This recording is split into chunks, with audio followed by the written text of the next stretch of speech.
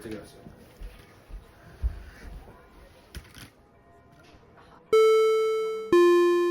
Aboard, leaving London, headed to Bath.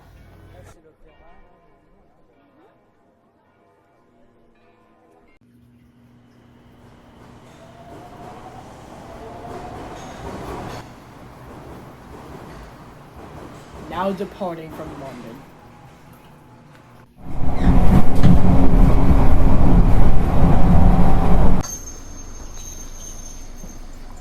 We have now arrived at Bath.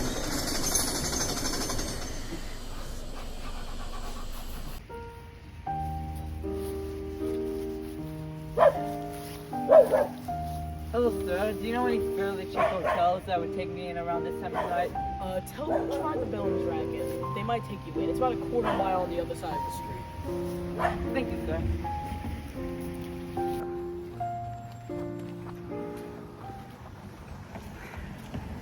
Hey, I'm walking in. I'm sorry, sir.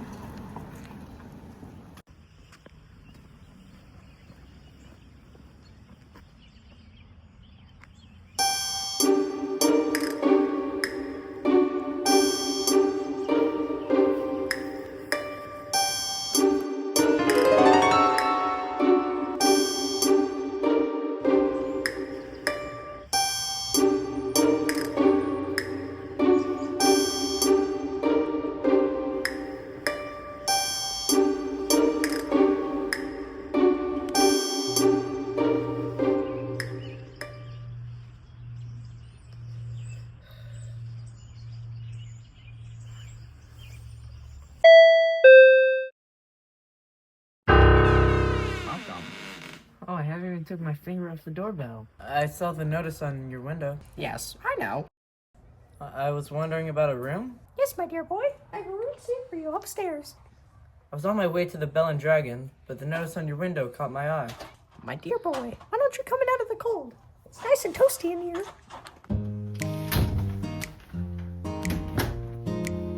So how much do you charge? 5 and 6 pence a night, including breakfast. 5 to 6 pence a night is fine. I'd really like to stay here. I knew you would. Do hang up your coat and come up to your room.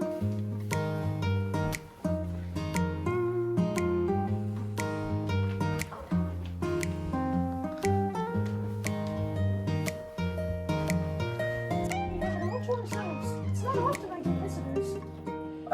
I'd think you'd be simply swamped with visitors. I am. I'm just very picky about my visitors. Ah, yes. I always have this room ready for visitors like you. This here is your room, and down the hall is mine. See how the sun shines in? It's just great, isn't it, Mr. Perkins? No, it's Weaver. Oh, Billy Weaver, such a beautiful name, isn't it? Place a hot water bottle underneath the blankets to heat it up and air it out. You can turn on the gas fire at any moment if you feel chilly. Thank you ever so much. I'm so glad you appeared. I was beginning to get worried. You mustn't worry about me. What about supper, my dear? Did you manage to eat anything before you came? No, I'm quite alright. I gotta get up early to go to the office. Well then, I'll leave you now so that you can unpack. Oh, by the way, before you go to bed, will you be kind enough to pop into the sitting room floor downstairs and go sign the guest book? Everyone has to do that. It's the law of the land.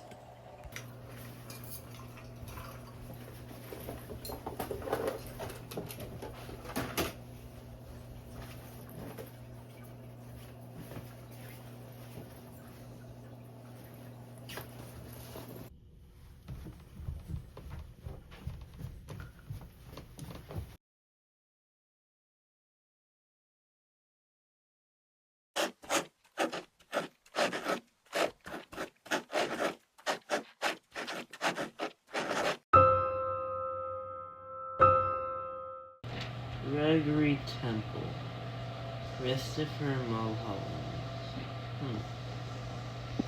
Such charming boys.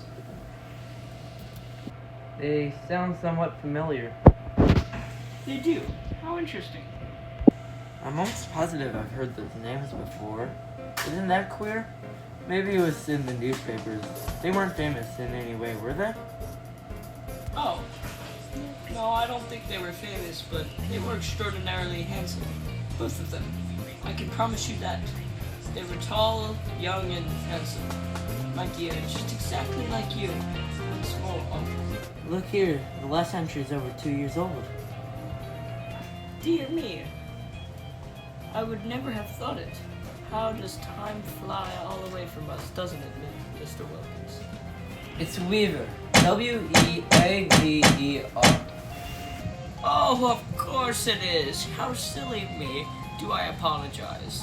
In the one ear and out in the other. That's me, Mr. Weaver. You know what's quite extraordinary about this? No, I don't. Well, you see, both of these names, Mulholland and Temple, I not only seem to remember them each of one separately, so to speak, but somehow or another, in some particular way, they both appear and sort of connected in my brain. Maybe they were both famous in the same sort or something, if you know what I mean, like Dempsey and Turner, for example, or Churchill and Roosevelt. How amusing. Come over here now, dear. Sit beside me on the sofa. I'll give you a nice cup of tea and a ginger biscuit before you go to bed.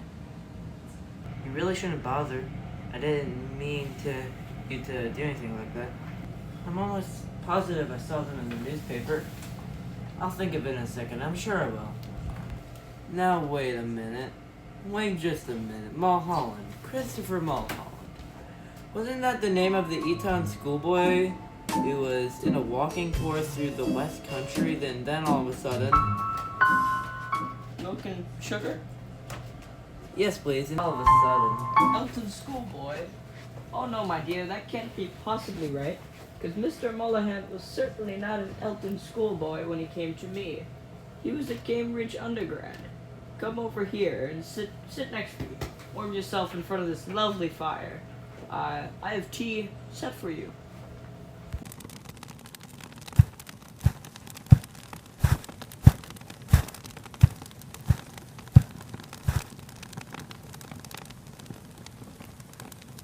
There you are. Nice and cozy.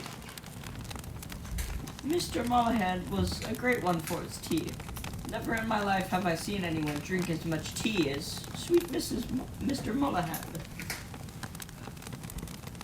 I suppose he left fairly recently? Left? But my dear boy, he has never left. He's still here. Mr. Temple is also here. They're on the third floor, both together.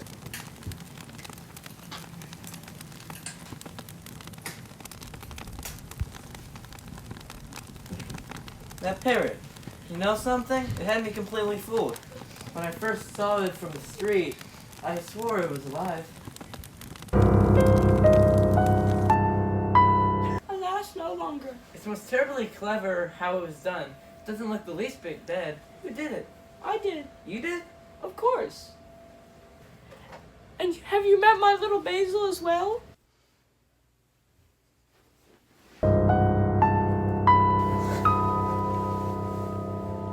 Good gracious me, how absolutely fascinating. It must be awfully difficult to do something like that. Not to the least. I stuff all my little pets myself when they pass away. Will you have another cup of tea? No, thank you. I didn't care for the tea much. It tasted like bitter almonds. You did sign the book, did you? Oh yeah, yes. That's good, because later on when I forget what you recalled, then I can always come up here and look it up. I still do that every day with Mrs. Mullahan.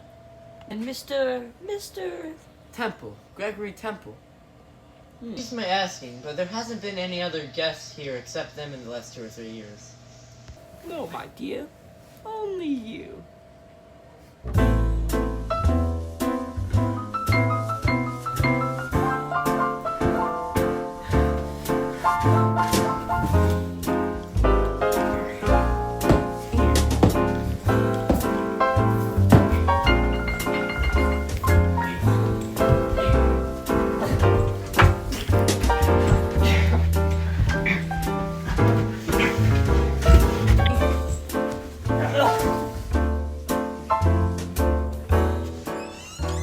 Gaming, are we, Mr. Temple? We don't want to wake Miss Mullahan.